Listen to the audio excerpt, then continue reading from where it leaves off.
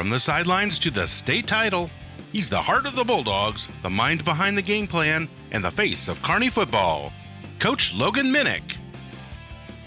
And now, get ready for insight, highlights, and a look at what's ahead for your Kearney Bulldogs from the Bulldog Radio Network team.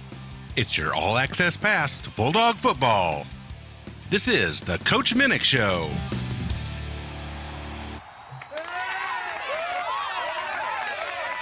All right. Welcome to 2025 Kearney Bulldog football. I missed that table, guys, by the way.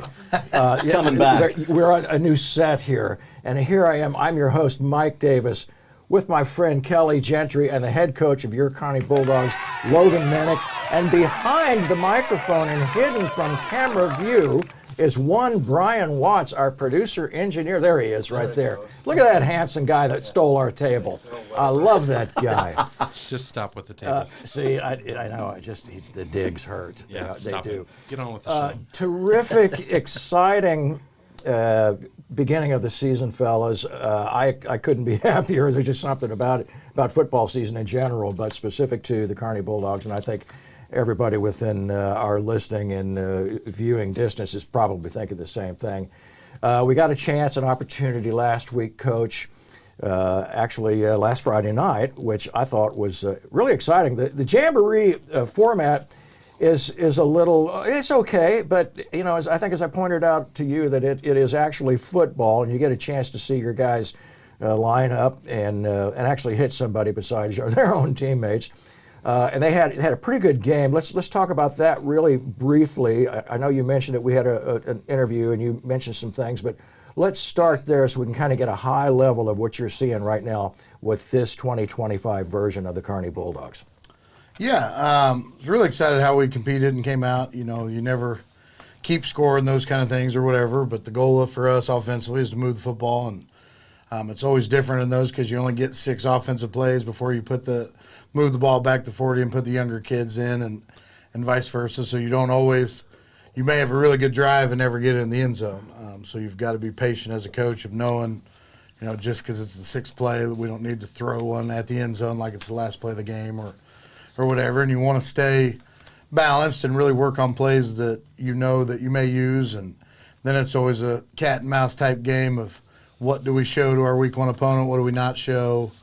Now going into year 4 here, you've got a pretty good idea of what we're going to run offensively and defensively, so it's not like we're hiding a lot at this point in time. You know, we've pretty much established what we're going to look like.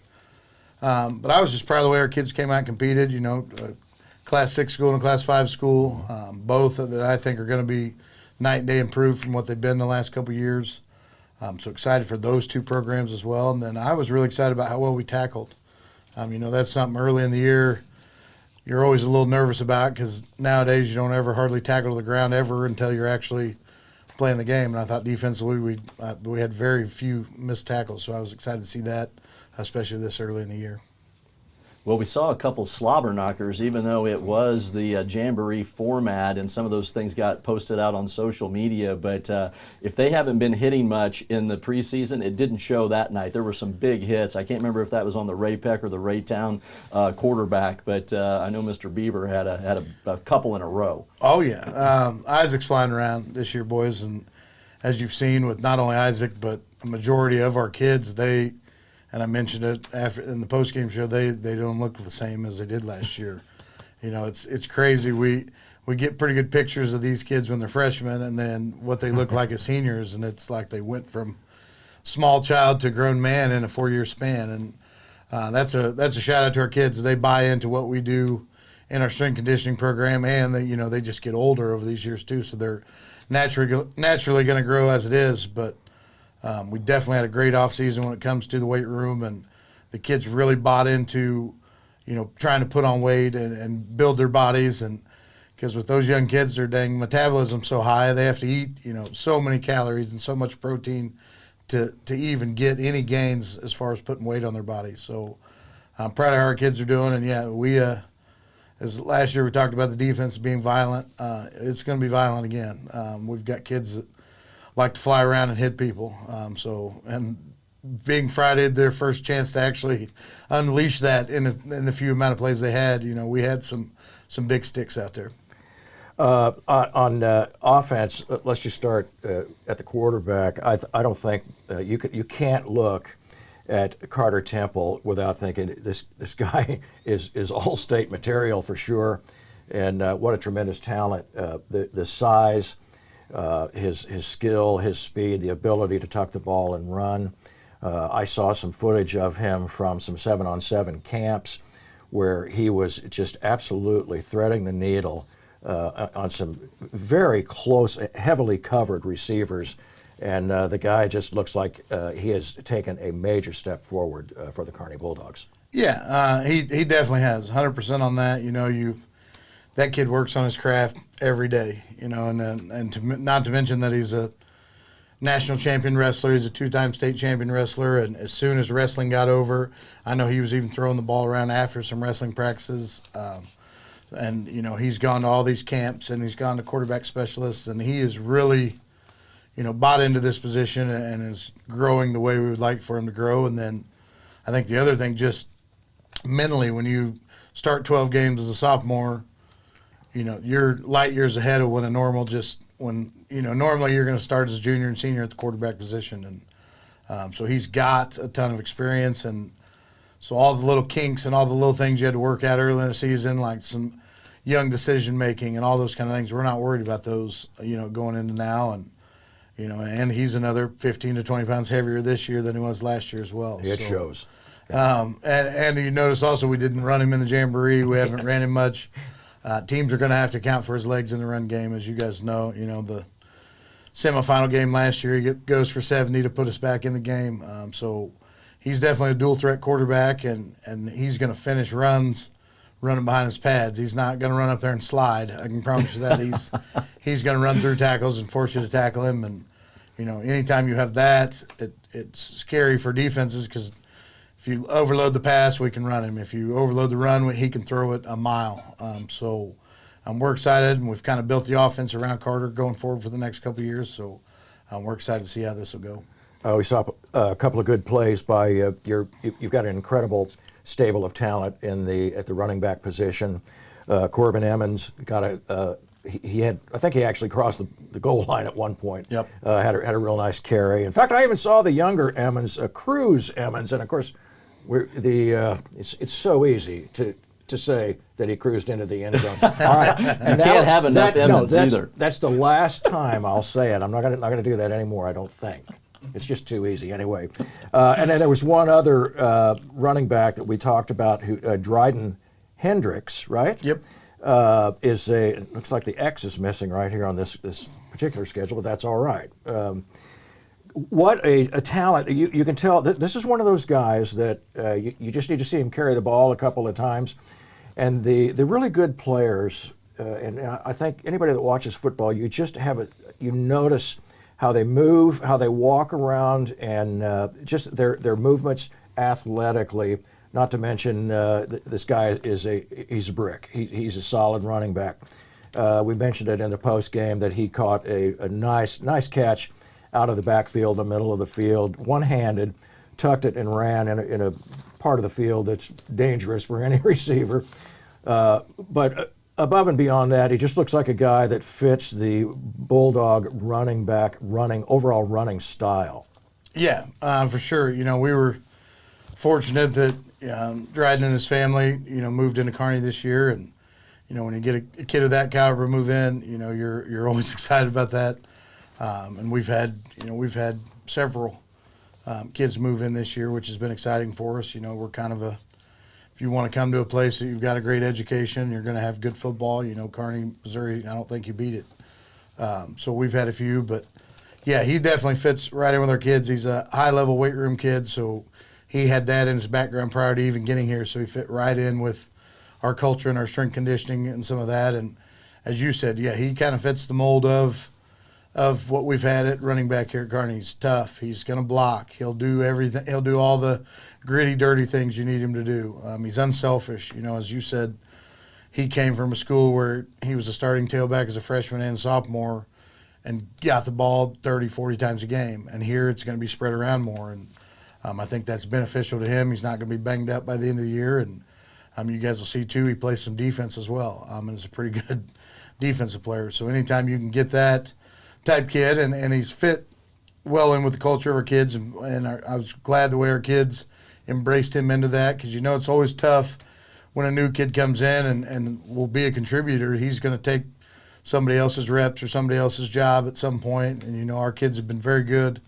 I think we've done a good job as staff of, our kids aren't selfish. They all want to win. They understand if we can add pieces to our roster that makes us a better football team, everybody's going to be excited about it. And he's a good one, and we're excited for him. He's only a junior, so we'll have him for the next 2 years. And then alongside him in the backfield and at receiver as well, you'll see Matthew Lindsay was another transfer we got in this year, who's another junior, and he has elite speed. He's got some Grant Nolan level speed, so we like to hear that. Yeah, when that, anytime you get that kind of speed on the field, we line him up everywhere. I think he had a reverse for a touchdown in the Jamboree as well. Yes, we saw that, and we were trying to decide now who is that guy. I don't think I've seen that speed. Yeah. So very excited again in the backfield, and then you've got Corbin Emmons returns as a 3-year starter, guys, right. And you love that. He just looks different on the field when he gets the ball compared to some other defenses at times. It's like, whoo, that's and it's finally his turn. It's not that it wasn't his turn prior, but his sophomore year he got to be in the backfield with his brother, and Cameron Emmons was our guy, and then last year him and Tristan kind of split carries last year, and now he's a senior. And he's probably thinking, gosh, now we have all these transfer moving running backs. But at the same time, you'll see Corbin defensively some this year as well. He's that good of a football player. We've got to get him on the field as much as possible. And then a 4th and 5th running back, where you've got Cale Tucking, who has been absolutely electric with football in his hands this year. And then you've got senior Kendall Davis, who's also done a great job for us in the backfield. So Brandon Johnson, we saw him get. You got big Brandon Johnson, Jerome Bettis, Brandon Johnson back there. So the stable of running backs is pretty deep, and I love the way the kids handle it, because, and I feel like we say this every year, we've got 4 or 5 kids that could be the dude starting running back for, half the teams on our schedule, and yet we have them all. So it's gotta love that. I'm not upset about it. But so offensively, you've got those guys, and then at the outside receivers, you got Hudson Best, who will also line up as some wing type guy that can carry the football as well, and then did a great job first receiver last year in his back. And then you'll see Sam Way out there is an absolute creature out there. He's like Bryce Page 2.0.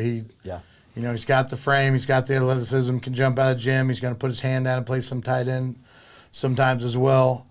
And then wide receiver depth, guys, you got an Ian Scheller, you got senior Graham Parker, you got Braylon Burnside, you got the Matthew Lindsay kid that's going to play there. So we've got more depth and competition at the skill kids offensively than I think we've ever had, which is a really good thing, and we feel good about throwing any of those guys out there at any time. Yeah, I was going to mention that as well. And another thing that I noticed too, I think I asked you about it after the Jamboree, was Drew Nelson, who was a big-time contributor at tight end. Looked like maybe he was moving outside a little bit more this year. Maybe talk about Drew. Yeah, and that's something Drew's really worked on. He didn't want to just be the hand in the dirt tight end, and it gives us the versatility now that he's really worked on his craft at running routes and catching the football and doing things outside of just the blocking aspect and catching, 2 or 3 passes a game. And having the ability to put Drew out in space, he's also a great space blocker. And as you've seen, Drew's a big physical kid.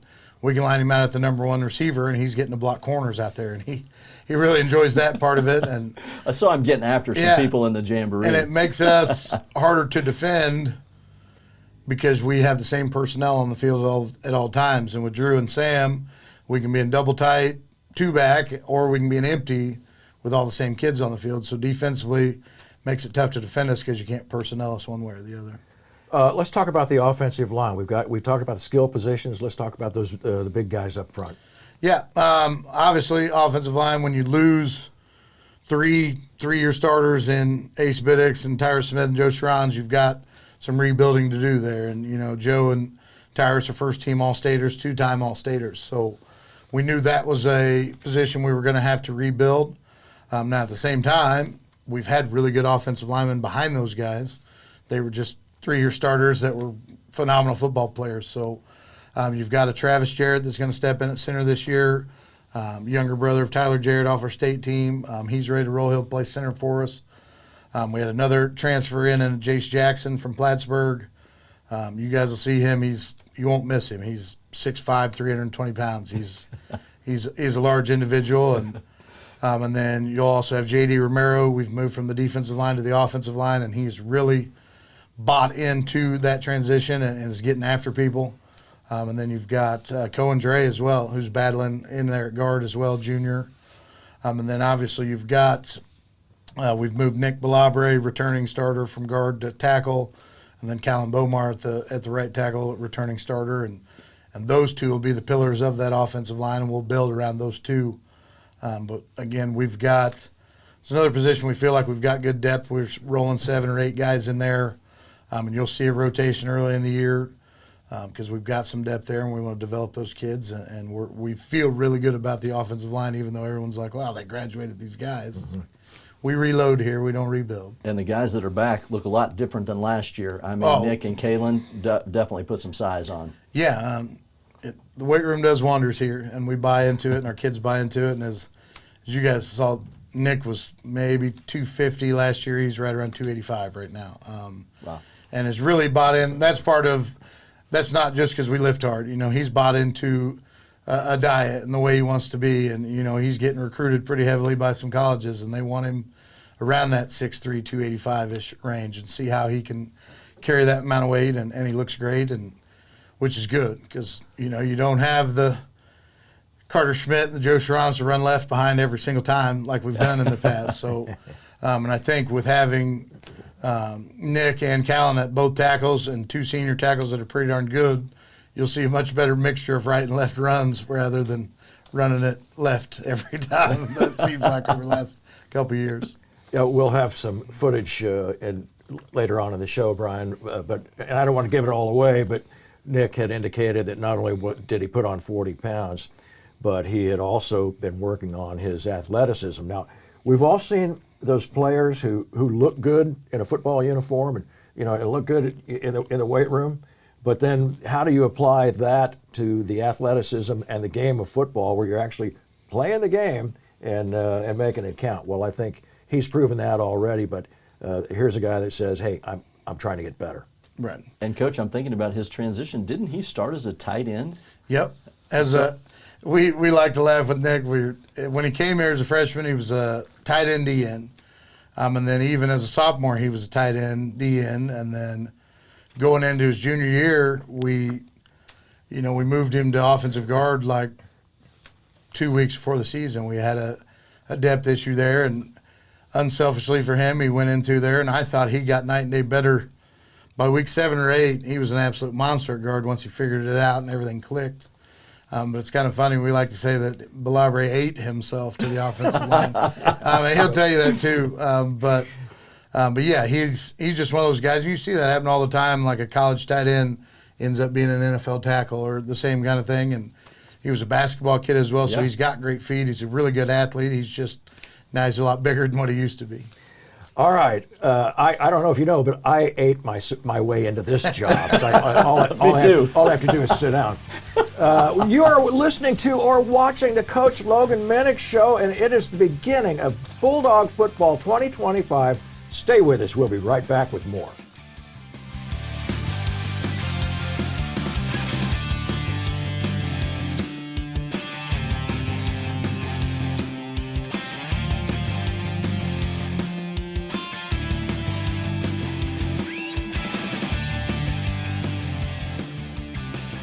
Reagan National Airport outside Washington, D.C. were shut down for hours tonight. It comes after American Airlines says a plane blew out several tires after landing. Flight 1551 blew one of its tires during takeoff. 4 tires blew out.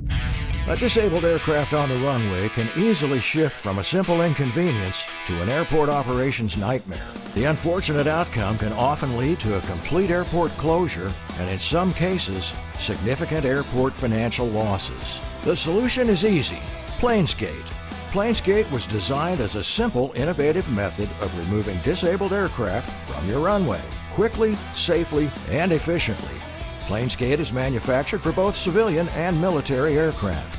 The sturdy design makes quick work of moving everything from corporate jets, turboprops, large, medium, and small piston twins, and almost every single-engine aircraft, including tailwheel and warbirds. Planescape is extremely versatile and easy to use on multiple airport surfaces. Planescape traverses large runway cracks, sand, dirt, and gravel with ease. Potholes, ice, snow, and grass are no challenge to Planescape's mobility. And best of all, in most cases, you can clear a runway in less than 15 minutes with Planescape. Now that's a game changer that'll keep your runway open. Discover more about keeping your airport operations running smoothly. Visit Planescape.com and keep that runway open.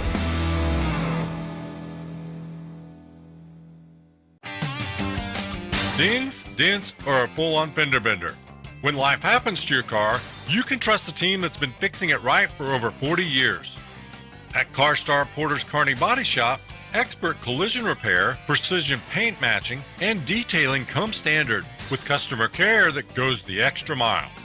CarStar Porter's Kearney Body Shop, 816-628-5621, or you can stop in for a repair estimate at 104 West Main Street in Kearney. CarStar Porter's Kearney Body Shop, where your car gets the care it deserves. Friday nights in the fall mean one thing in Kearney: Bulldog football. And you can catch every snap, tackle, and touchdown right here on 102.7 FM and the KPGZ mobile app. We kick things off with the Penrod's Greenhouse pregame show, your inside look at the matchups, players, and keys to victory. Then stay locked in for the action-packed play-by-play of your Kearney Bulldogs under the Friday night lights. At halftime, we break it all down with the Platte Clay Electric Cooperative Halftime Show, delivering expert analysis, stats, and a look ahead to the second half. And when the final whistle blows, don't go anywhere. The United Fiber post-game wrap-up brings you highlights, scores, and reaction from the gridiron. It's all part of your complete game night experience.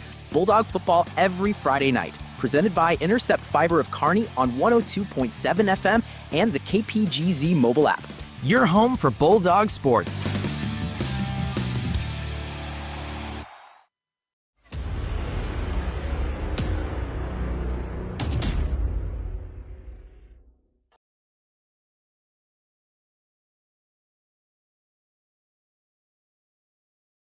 All right, Carter, our first question for you tonight. What have you done personally in the offseason to prepare and get ready for this season? Working every single day, grinding every single day, trying to just get as best as I can, trying to read the coverages better, just always trying to make myself better. Well, I am in a new position. I am the cornerback now, so it's just been a bunch of learning for me. And the defense has opened me with open arms, and Damien's opened me with open arms, and so has Coach Wendell and the whole defensive staff. So they've helped me out a lot, just learning the position, and we just got better every single day. Since this season, we've been in the weight room a lot, and I've been getting a lot of weight, so we've just been trying to hammer that. Last season I played for Richmond. We had a great year, and I transferred over here. And the program here is great. Everybody pushes each other to work harder. So, stayed in the weight room, got stronger, got faster, just worked all off season. We was working, even when it was hard, man, we all stuck together. Everybody, great teammates here, very accepting people. And, we just put it together tonight. Yeah, so obviously after last season didn't end how we wanted, just making sure that I really focus on actually getting better and doing the things that the coaches tell us to, gaining the weight if they ask you to gain the weight, doing the reps that they ask you to do at the weight they ask you to do it at, and just really doing everything that they ask you because they know what the best thing for us is going to be. Well, going from last season to now, I've gained about 40 pounds and I've taken the weight room very seriously. In summer, getting my conditioning a lot better, even though I've gone heavier, and just worked on my skills, worked on my pass set and things like that.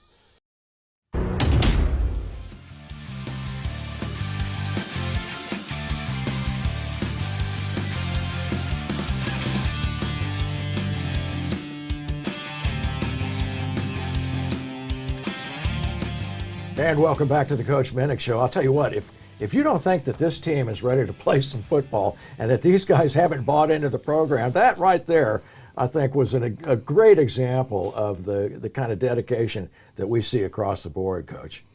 Yeah, they've bought in. And as I think Bomar said, the season didn't end quite the way we wanted to, and I know I've mentioned it several times. 20 years from now, we'll all look back on it and be proud of. And don't get me wrong, we are proud of last season, but when your goal is to win the thing and you're that close to having that opportunity. But again, I think that's definitely it fueled our off season, and it's fueled our summer, and the kids want to get back to that spot and have that opportunity, to go play for another one. But we've got a long way to go before we ever get to that point. But I do love that our kids have that mentality, and that's where our goals are. So love that that's their end goal, and that's where we're looking. At the same time, yeah, we've had some kids that have worked their tails off, and it's noticeable. Like when you, even as a coach, it happens gradually, so you kind of, it doesn't look as much, but then when you see how other people look at it, they're like, holy crap, who is that kid? It's like, oh yeah, he does look a little different when you haven't seen him for a few months. But so yeah, we're ready to rock, and our kids have done a really good job this offseason. Yeah, I think we'll have another video of the second question that we asked him, but it was interesting talking to the kids just about how, because state championship 2 years ago, state semifinalist last year, but how motivated they are and how hungry they are. So, I mean, it was really cool to talk with that group of kids after the Jamboree. Yeah, and I think the kids all want to win one of those and, be able to call it their own. Like we asked the kids, Corbin Emmons is about the only kid that played significant time in that state championship game that's still on the roster. So, yes, did all our seniors win one as sophomores, and they were part of that team, and they were deserving of the ring and everything. It just doesn't feel the same to them as, winning it when you're actually on the field and playing. So I know they've set that as a goal, and they're working towards that. Let's talk about the defense, Coach, for this year. One of the guys we talked about post-game after the scrimmage game the other night was Brad Dahl, who's playing cornerback right now, and he had what I would call a highlight film type defense on a batted ball and really great coverage downfield. Looks like he's been playing cornerback all his career, all his life. Yeah, you took the words right out of my mouth there. He's taken to that position naturally, which I think some of that carries over. He's a dang good point guard on the basketball team, so we know he has the athleticism. He's played man-to-man his entire life in basketball. It's not that much different on the football field, and he's such a cerebral player that, he understands passes. He understands, being a quarterback prior, he understands, what quarterbacks are looking for on corner leverage or corner shades, or where he can jump passes and when he can't jump passes, and understanding down and distance of, if it's 3rd and 12, they can throw the 4-yard route and I'll run up and tackle it. So does a really good job with that part of it and stepped right in. I know he's a kid that if we can throw it elsewhere, we would rather not throw the ball towards Brad. Several interceptions this summer. He's done a really good job there. And being that he's only been on the defense 1 year, he can tell you every coverage where everybody's supposed to be. He could draw the entire defense on the board, type kid. So definitely a leader on that defensive side. And he still gets several reps at quarterback. He is a very serviceable quarterback. He's one of those kids you feel slightly bad for because he's just at a place where we've got really good quarterback play out of a kid a year younger. So because he could play quarterback for a lot of places, teams that we play against, but he's never once said it. He was actually mad this year. We still gave him a red Guardian that all the quarterbacks get. He's like, I don't want that crap, and he wanted just the black Guardian like all the other defensive players. So he's really bought in, but that just shows you what an unselfish kid, and he's willing to do whatever it is to be the best team player and to help us win games. So you really appreciate that out of Brad. Yeah, I needed him last year a couple times stepping in there, so that backup quarterback position is huge. Another guy in the defensive backfield that we wanted to highlight was Aiden Ariano, just a big-time hitter. Remember him last year. I forgot that he's only a junior this year because he played so well last year as a sophomore. And Mike loves that he took the number 0, the first 0 in Kearney football history. So talk about Aiden. Yeah, guys, Aiden's an absolute stallion. you know, anytime you start as a sophomore on a defense as dominant as ours was last year, you've got to be a dang good football player to crack the lineup, and obviously he was. You know, he had several pick sixes last year. He's one against Smithville. He's an absolute violent hitter. You know, like he's like the old school coaches talk about. When he makes the tackle, the play stops. There's no more going forward motion. That when Aiden hits you, that's the end of the play. It just stops.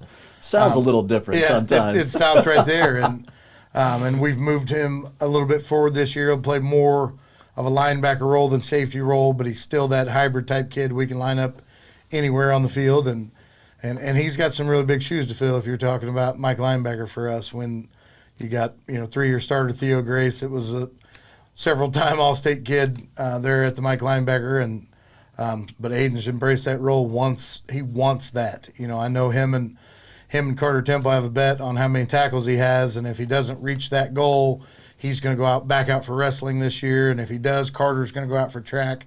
They have this whole bet. I'm trying to get them to overlap a little bit so they can both win the bet, and they both have to wrestle and do track. But yeah, he'll be basically the quarterback of that defense, lined up in the middle of the field, and as you saw just from the Jamboree, he's going to fly around and make tackles. He's one of those, another old school coach, sideline to sideline, 2 yards deep, type of inside linebacker that can run. And I think, and he can run. He's a track kid. He runs sprints and track, so he's got some elite speed at the linebacker level for sure.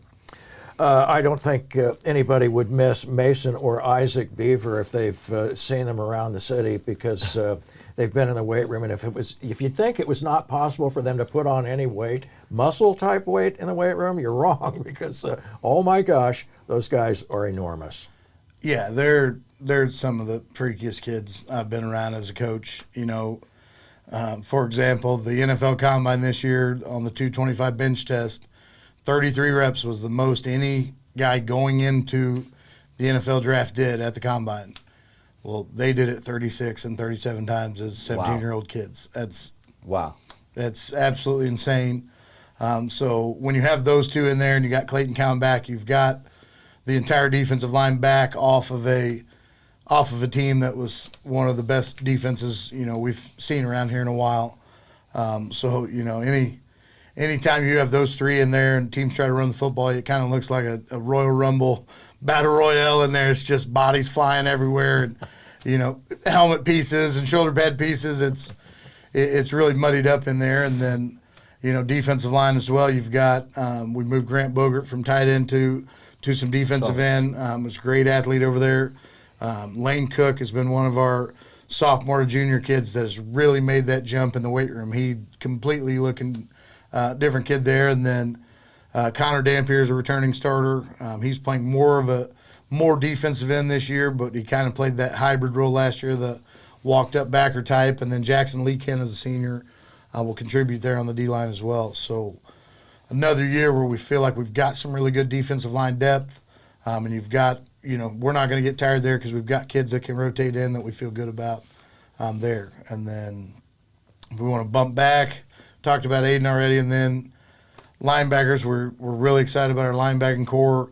You got Aiden in the middle. You got the Tucking twins on the edges. We just laughed off the camera about who has two sets of twins playing defense for him at the same time. That's pretty crazy there. And then also repping there is Dax Matthews, who's a senior this year, has got elite speed at the linebacker position as well. And then in the back end, you've got, obviously we talked about Brad at corner, and then opposite Brad you got senior Damian Carter over there, who's just been waiting on his turn to get in on Fridays. Rotated some last year.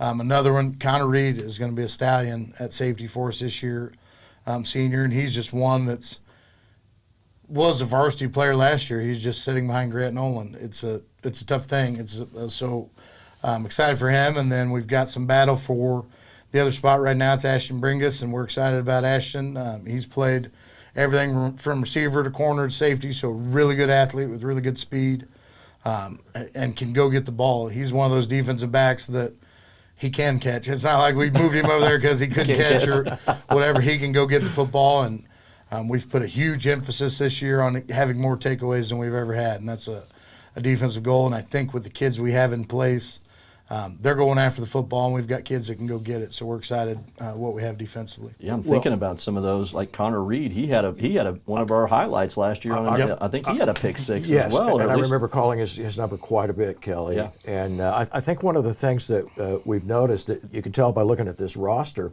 and the fact that we called their names and numbers last year as underclassmen, and you mentioned it a number of times last year, that when you go deep into the playoffs, all of a sudden your juniors are playing just as many games as if they were seniors. Right. It's like another season. Yes, yeah, exactly right. Right. Yeah, like, for example, you go to the state championship game, you play 15 games that year. Last year we played 14 games, so that's 9 more games. It's almost another complete season that isn't guaranteed to, a school that loses in the first round of the playoffs. So, yeah, and even if they weren't playing, that's almost another season worth of practice time that it's a huge advantage in Missouri football that if you're good and you get to play on, you get to play and practice more football than the teams around you, and it definitely shows. I mean, how could it not? And and those kids as well, when they're not the starters and you're going that far into a playoff run, you're really good on offense and defense,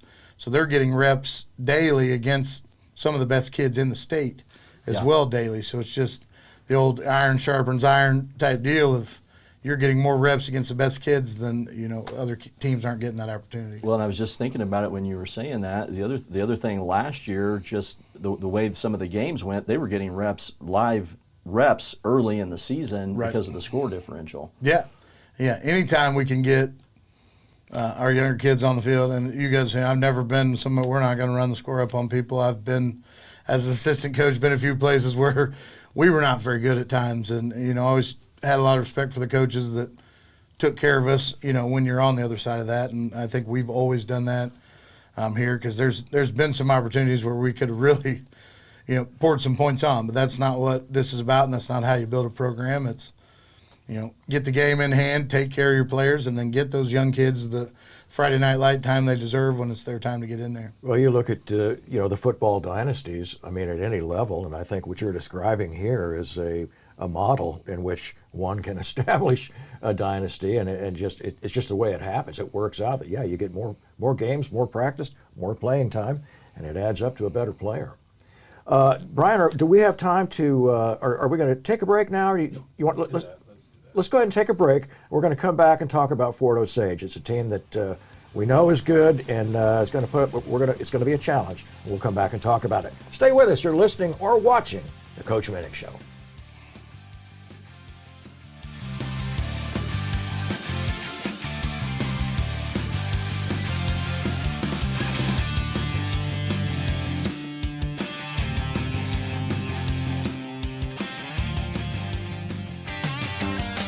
Dings, dents, or a full-on fender bender. When life happens to your car, you can trust the team that's been fixing it right for over 40 years. At CarStar Porter's Kearney Body Shop, expert collision repair, precision paint matching, and detailing come standard with customer care that goes the extra mile. CarStar Porter's Kearney Body Shop, 816-628-5621, or you can stop in for a repair estimate at 104 West Main Street in Kearney. CarStar Porter's Kearney Body Shop, where your car gets the care it deserves. Reagan National Airport outside Washington, D.C. were shut down for hours tonight. It comes after American Airlines says a plane blew out several tires after landing. Flight 1551 blew one of its tires during takeoff. 4 tires blew out. A disabled aircraft on the runway can easily shift from a simple inconvenience to an airport operations nightmare. The unfortunate outcome can often lead to a complete airport closure and, in some cases, significant airport financial losses. The solution is easy: Planesgate. Planesgate was designed as a simple, innovative method of removing disabled aircraft from your runway, quickly, safely, and efficiently. Planesgate is manufactured for both civilian and military aircraft. The sturdy design makes quick work of moving everything from corporate jets, turboprops, large, medium, and small piston twins, and almost every single-engine aircraft, including tailwheel and warbirds. Planesgate is extremely versatile and easy to use on multiple airport surfaces. Plainskate traverses large runway cracks, sand, dirt, and gravel with ease. Potholes, ice, snow, and grass are no challenge to Plainskate's mobility. And best of all, in most cases, you can clear a runway in less than 15 minutes with Plainskate. Now that's a game changer that'll keep your runway open. Discover more about keeping your airport operations running smoothly. Visit Plainskate.com and keep that runway open.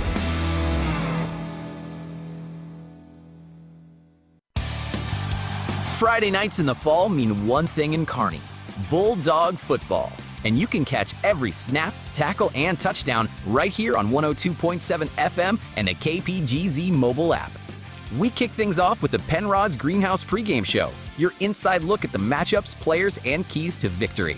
Then stay locked in for the action-packed play-by-play of your Kearney Bulldogs under the Friday night lights. At halftime, we break it all down with the Platte Clay Electric Cooperative halftime show, delivering expert analysis, stats, and a look ahead to the second half. And when the final whistle blows, don't go anywhere. The United Fiber post-game wrap-up brings you highlights, scores, and reaction from the gridiron. It's all part of your complete game night experience. Bulldog football every Friday night. Presented by Intercept Fiber of Kearney on 102.7 FM and the KPGZ mobile app. Your home for Bulldog sports.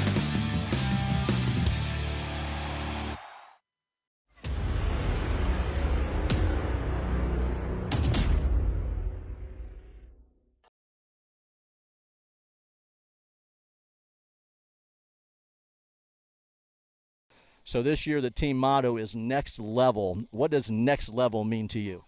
It means to me, last year, it didn't go as we planned. We lost in the semis, and I think it means, we want to go even further. We want to go to the state championship, so I think that's the next level, state championship. Next level means everything to me and the team. Next level, you can be next level in football. We want that, but we also want to be next level in life. I think Coach Minnick has done a great job of making us great young men at the end of the day and great football players. So I think we just need to take life to the next level, not just football. Yeah, so we're going to try to stay on a high level. We're not going to stoop down to any team. Whatever team we're facing, we're giving them our all every single game. All right, very good. Short and sweet. Yeah. It means everything to me and the team. It's very apparent everybody here just wants to take the game to the next level. Everybody always talking about how last year, they came up short, and we're not going to come up short this year. That's what everyone says. Next level to me, last year, obviously we lost to Lutheran North. We were really good, really great last year, but we weren't good enough. So this year, I hope we're at the next level, and we are good enough, And, yeah, hopefully we'll see you guys at state this year. Next level means to me is getting better every single day, whether it's a practice or a game, and not only getting myself better, but also getting my teams better so we can get to that next level.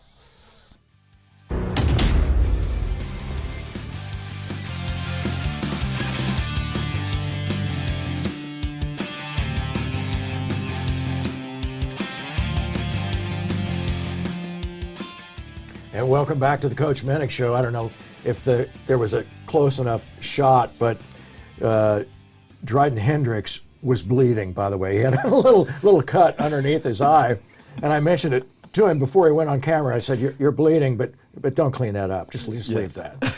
So, that's character. In all seriousness, none of those answers are scripted. And if that tells you anything, Coach, about the character of the men you have on this team, my goodness, doesn't that says the world about them? Yeah, it says to us they at least do listen sometimes.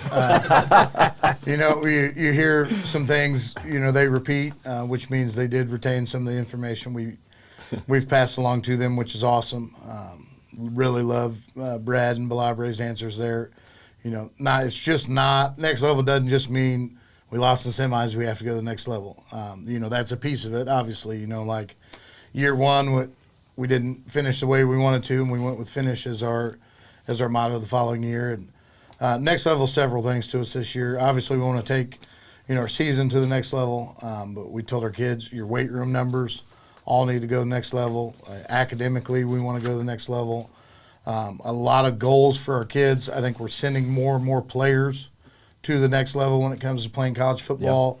Yep. And even if it's not college football, whatever it is they're going into, that's our jobs as coaches and their jobs as young men in our program to prepare themselves for whatever's next after high school. So it's a lot deeper than just we need to win one more game and get to the state championship game. But at the same time, it's really fueled our off season. I think it's been great for us to, continue to take this program to the next level. And our kids are really buying into it. So I thought it's been a really good thing. And the kids kind of voted. We had a couple different options, and that's what they went with. And I thought it was extremely appropriate for what we're going into this year. Yeah, and boy, the first game that we're facing tomorrow night, Coach, is Fort Osage, who finished 7-4 last year, and everybody knows that is not indicative of how good this team really is. And I can remember, why does it seem like that when I hear quarterback Jonathan Ross, sophomore, there's Lucas Tucker in there too, but Nico Burt, the 5'9", 195 running back, and one other guy that was in here that we heard his name. I mean, Nicholas Penniman, who is just about as fast of a receiver, great pair of hands. And these kids, year after year, it seems like they've been on this team for about 5 years. And we're going to face them again. And boy, oh boy, are we going to have our hands full for game one. Yeah, they're year in and year out one of the best top 5 teams in the city. Top 10 at least. And it seems like every year in my career, we've played these guys. I've been head coach head coach for 8 years now, and I've played Fort Osage 10 times. It's pretty crazy, and they're always well prepared. They're always the most physical team you play all year. And this year will be no different. They have 8 starters back on both sides off a team that was 7-4. And if you think about their losses, our game was 7-0 with 2 minutes to go in the game in an absolute just slobber knocker, bloodbath, fist fight in a phone booth type football game. They played Platte County almost closer than anybody, who was, eventual state champion in Class 5. They lost to a Class 6 Blue Springs, and then lost to St. Pius, who was one of the best teams in the city. So they're returning 16 starters off a team that went 7-4, but they lost to 4 really, really, really good football teams in games that weren't blowouts. They were in every single one of those games. So we fully expect them to be one of the top 10 teams in the city. And with the expectations that, the outside people are putting on Kearney this year, it's a clash of 2 really dang good football teams that are both top ranked in their classes, with them being Class 5 and us being 4. So, with these guys, you have your hands full every year. And, and especially, man, defensively, thank God they finally graduated Anthony Thompson at linebacker. Yes. That kid's the best linebacker I think I've ever coached against. And he was one you felt like was there. I've been head coach 8 years. I think he played linebacker for 7 of them. Yeah. I don't know how they redshirted or what they did with that kid. But, man, thankfully he's gone. But at the same time, you have 8 guys back off that defense last year. So we'll have our hands full. And then, as you said, the dang Pennemans, there's been a Penniman on the roster every year I've played them. We've got to get that family to move to Kearney. We need some of that. But, yeah, excellent receiver and runs really well. He's a guy you have to know where he's at on the field at all times, because he's the guy that catches it and it goes 60 before you even know what happens. Well, what kind of an advantage does this mean for the Bulldogs to face a team this good on your first game of the season? It'll be interesting because you've got, they have way more returning starters than we do. So we've got to do a great job for us of getting those early jitters out, because you're going to have kids for the first time being on the field, and that always makes you nervous as coach, because those nerves do get in there, and you get a little nervous at times, and our kids are going to have a little bit of that. So we've got to definitely the first 5 minutes of the game withstand the storm that's going to come and settle in and play our game. But yeah, it's 2 coaching staffs that know each other very well. It's kind of one of those cat and mouse games that, I know what he likes to do in this situation, and he knows that I know, so maybe we do something different. So it's one of those things that it's a game of adjustments too, because week 1 you have so many different wrinkles. You don't get, in Missouri you don't really get any summer film. They didn't have a Jamboree. They had their Meet the Indians night, and they were very vanilla in that. So you're never game one's always huge adjustment wise, even special teams wise. You definitely don't see any special teams going into a week one game. So it's a lot of adjusting on the fly and feeling each other out in the first week game.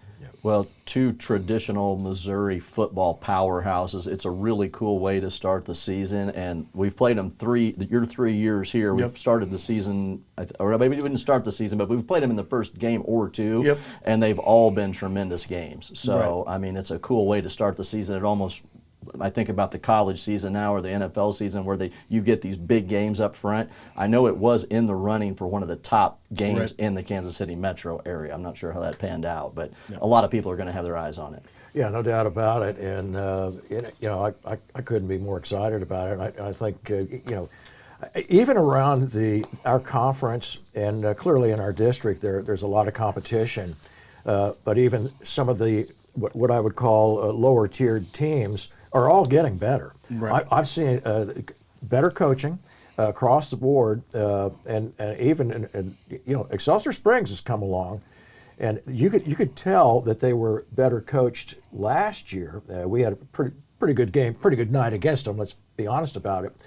But I look for a lot of teams like that to you're going to face some teams that maybe were a second-tier team last year that are going to be vastly improved. And this is not going to be an easy run this year for anybody. No, for sure. There aren't many breaks on our schedule. As you said, the teams that haven't been as good in our conference are all better. Excelsior's going to be better under Coach Danman. We know that already. Ray South's been night and day better under Will Harris there. Grandview's got a new coach. This will be year 2 for him. I expect them to be better. And then, you look at our non-conference schedule. You got Class 5 Fort Osage, top 10 every year. Class 5 Green Valley, top 10 every year. 2 Class 6s in Northtown who will be night and day better this year, boys. Buckle up for that one. And then you've got Class 6 Park Hill who went to the state quarterfinals last year. And those two are on the road. Yeah, and they lost to Liberty in the quarterfinals, and a team they beat during the season. So, they're one of the best and I think they have 15 or 16 starters back. So, yeah, there's no breaks on this schedule. And we've thought in the past, so it's been beneficial to us to have that kind of schedule because it prepares you for a playoff run. So we're excited about the challenge of our schedule, but it is an absolute meat grinder to go through that thing. You talk about Texas football, and all of a sudden you have to look at Missouri football at the high school level as somebody that, you want to see some good players? There's a bunch of them right here in this state. Yeah, and there's a lot of kids getting recruited, not just from Kearney, but around the Kansas City metro area to big schools. And one of the things that you mentioned, I remember talking about it last year, is the different styles that you see through the schedule that we have, where Park Hill's spreading it out all over the place. Then you get, by the time you get to the playoffs, you've kind of had to prepare for a lot of different styles. Right. You said even harder than college in some cases, right? It's funny. Like, you only see so many schemes in college as far as, pretty much everyone's running the inside zones and the outside zones. And, you still have some of the directional schools and the military schools that are still running old school triple option and that, but there's not much of that. Here, we'll play a 5-wide team one week and a double tight 3-back team the next week. And as you said, it prepares you because then when you get into the playoffs and whatever type team you're playing, you can pull pieces from those game plans of things you like, things you didn't like. So as rough as our schedule is, you like it because it does give you a variety of about anything and everything you would see. Yeah, I think Warrensburg was a good example of that last year with their high-flying air show. Mean, that was they were quite talented. Yeah, so. Kind of similar to what you saw in Park Hill. I mean, similar styles. So. We've got just a couple minutes to go. Do we want to talk about this promotion, Brian? I think this is Coach Minnick is. Are you printing money now? Is that what you're doing here? This is his own money. This is Minnick money right now, right here. Minnick money, and what is that all about?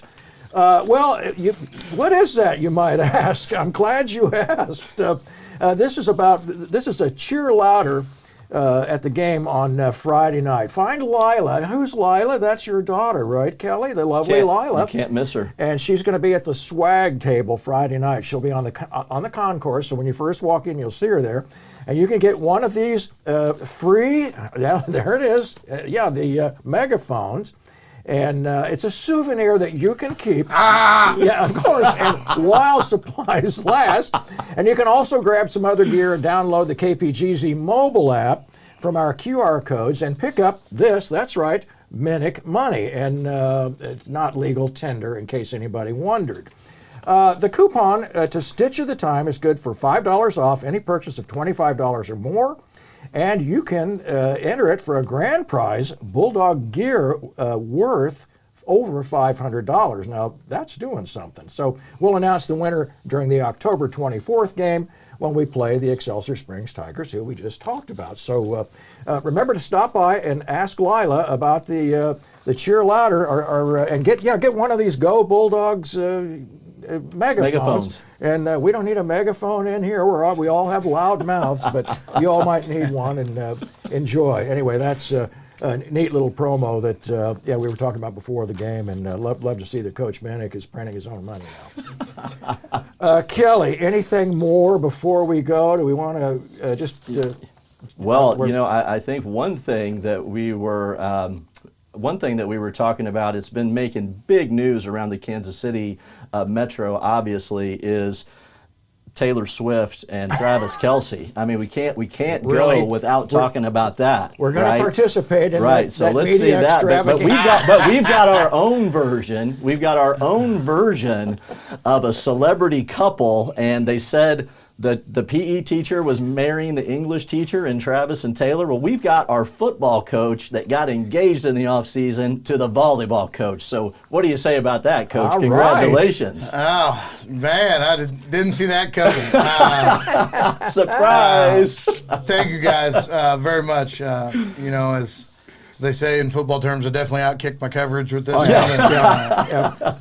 I'm not sure how, to this day, I still convinced her to say yes. But yeah, that's been really exciting for us. And when you find your significant other, it's really exciting. So it is. We're gonna do that thing here next May and make it official at that point. But yeah, that's been awesome. And what an unbelievable, awesome football wife she is already.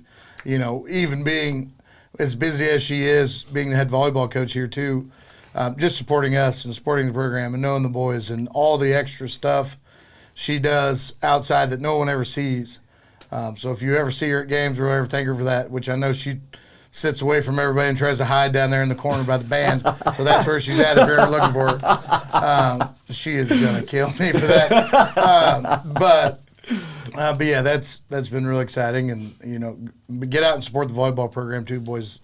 And not only the volleyball program, I anticipate volleyball and softball being two of the best teams in the city in their respective divisions as well. So it's just going to be another exciting year for all of Kearney sports and athletics, and not just the football program. We've got several teams who are going to have opportunities to have a chance to go win one. Yeah, outstanding. I had an opportunity to meet her, by the way, when we were at Excelsior Springs one evening, and a terrific lady. And yes, I know, like all men, we often wonder how did we end up with this woman? What did she see in us? Anyway, congratulations, Coach. That is awesome. Okay, we got a big game Friday night. I don't have to remind you of that, but I just did. The Fort Osage Indians, and this is a big one. And we need everybody out there at the stadium and get loud and be proud. It is going to be a great contest. Brian, are we going to start this game a little earlier? Do you think? 6:30. Okay, 6:30. It's probably when the pregame starts, give or take. Let's see how things go. And Kelly, it'll be you and me and Brian and Jim. Jim's going to be Jim there. Will be back. Good. He'll be back tomorrow. All right. Well, you never and know. Eric, we'll be full staff. We'll have a full house. That is wonderful.